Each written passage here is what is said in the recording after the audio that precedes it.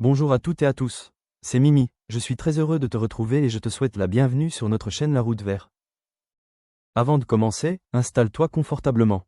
Tu peux prendre un café, un thé, un chocolat chaud ou ta boisson préférée.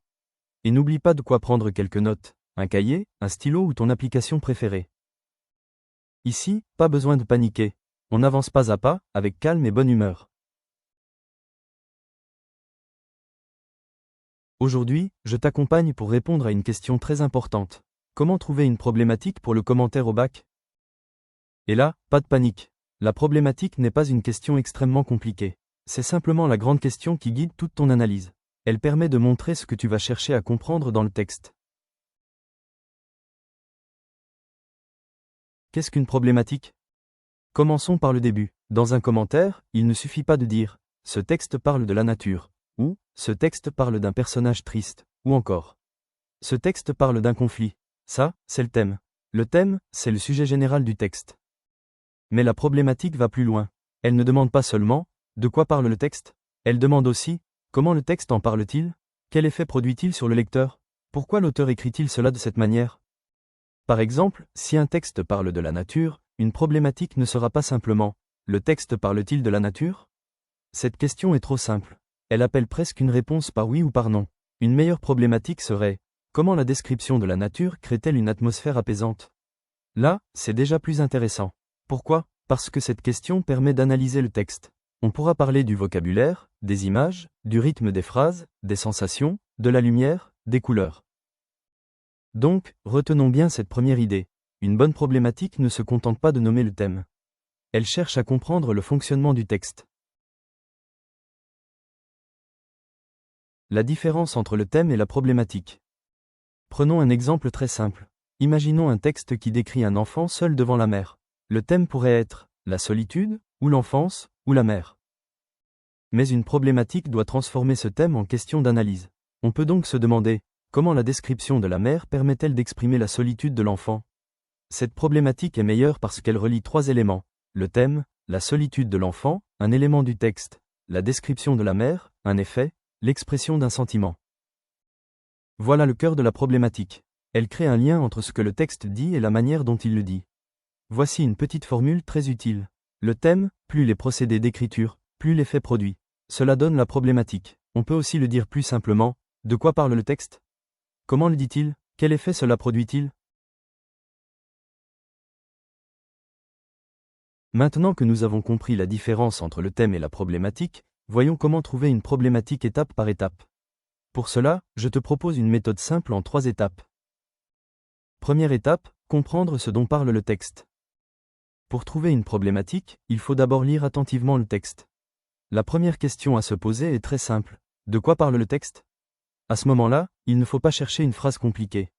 Il faut simplement identifier le sujet principal. Est-ce que le texte parle d'un personnage, d'un lieu, d'un souvenir, d'une rencontre, d'un conflit, d'une émotion, d'une critique de la société, d'un moment de bonheur, d'une souffrance? Prenons un premier exemple. Je vais lire un petit texte. Écoute bien l'atmosphère. Le vieil homme avançait lentement dans la rue vide. Les maisons semblaient fermées sur elles-mêmes. Personne ne parlait, seul le bruit de ses pas résonnait sur les pavés. De quoi parle ce texte? Il parle d'un vieil homme qui marche seul dans une rue. Mais il parle surtout de solitude. On peut donc noter, thème principal, la solitude. Mais ce n'est pas encore une problématique. C'est seulement le point de départ. Deuxième étape, repérer l'impression produite. Après avoir trouvé le thème, il faut se demander, quelle impression le texte produit-il sur le lecteur? C'est une étape essentielle. Un texte ne transmet pas seulement des informations. Il crée aussi une atmosphère, une émotion, une réaction. Dans notre exemple, quelle impression avons-nous? Relisons quelques mots, lentement. Rue vide, maison fermée, personne ne parlait, seul le bruit de ses pas. Ces mots créent une impression de silence, de vide, d'isolement. Le lecteur ressent la solitude du personnage. Nous avons donc maintenant 2 éléments. Le thème, la solitude. L'effet produit, une impression de silence et d'isolement. Mais pour formuler une bonne problématique, il manque encore une étape. Il faut comprendre comment le texte produit cette impression. Troisième étape, observer les procédés d'écriture. La problématique doit être liée à l'analyse du texte. Il faut donc observer les procédés utilisés par l'auteur. Dans notre exemple, quels procédés peut-on repérer? D'abord, il y a le champ lexical du vide et du silence. Rue vide, personne ne parlait. Ensuite, il y a une description du décor. Les maisons sont présentées comme fermées sur elles-mêmes. Cette expression est intéressante parce qu'elle donne presque une attitude humaine aux maisons. Elle semble refuser le contact. Elle renforce donc la solitude du personnage. Enfin, le bruit des pas est mis en valeur. Seul le bruit de ses pas résonnait sur les pavés. Cette phrase insiste sur le silence autour du personnage. S'il entend seulement ses pas, c'est parce qu'il n'y a personne d'autre. Nous pouvons donc dire, le texte montre la solitude du personnage grâce au décor, au champ lexical du silence et à l'importance donnée au bruit de ses pas. Maintenant, nous avons tout ce qu'il faut pour formuler une problématique. Formuler une problématique à partir de l'exemple. Nous avons 3 éléments, le thème, la solitude, les procédés, le décor vide, le champ lexical du silence, le bruit des pas. L'effet produit, une impression d'isolement et de silence. À partir de cela, on peut proposer, comment la description de la rue permet-elle de faire ressentir la solitude du personnage?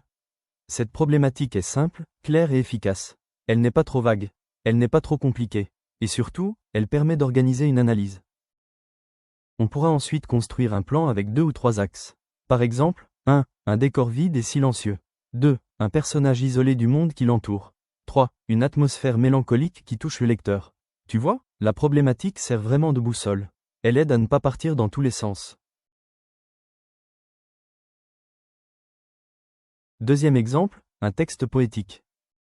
Le matin ouvrait ses fenêtres d'or. Les oiseaux lançaient leurs notes claires dans l'air léger.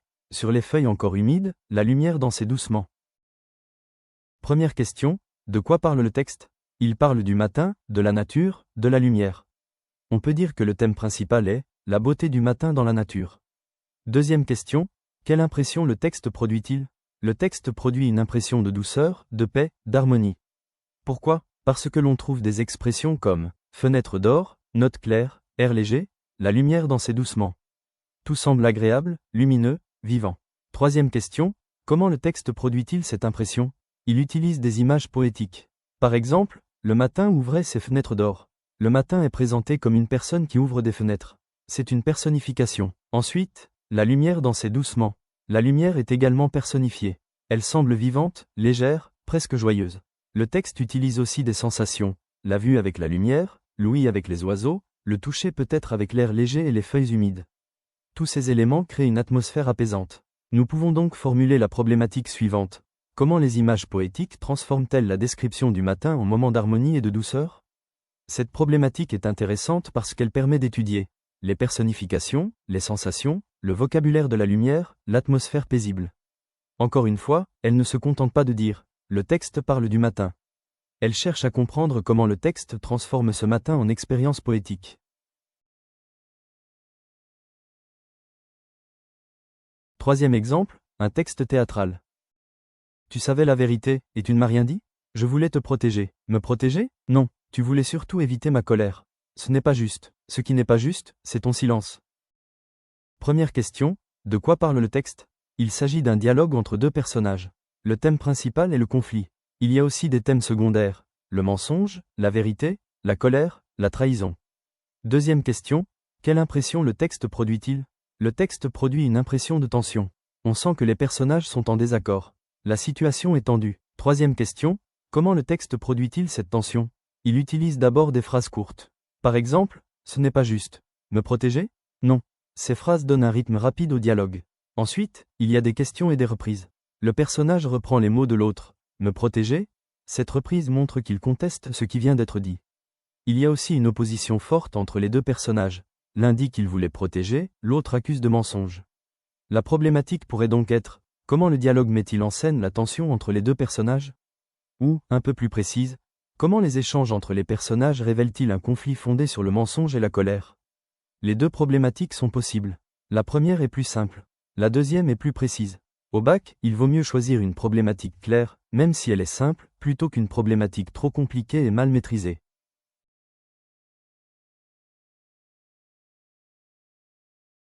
Qu'est-ce qu'une bonne problématique?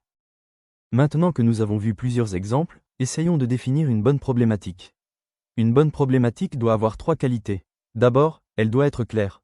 Le correcteur doit comprendre immédiatement ce que tu vas analyser. Ensuite, elle doit être précise. Elle doit être liée au texte, à son thème, à son atmosphère, à ses procédés. Enfin, elle doit être ouverte. Cela signifie qu'elle ne doit pas appeler une réponse par oui ou par non. Par exemple, cette question n'est pas très bonne. Le personnage est-il triste? Pourquoi? Parce que l'on peut répondre simplement, oui, le personnage est triste.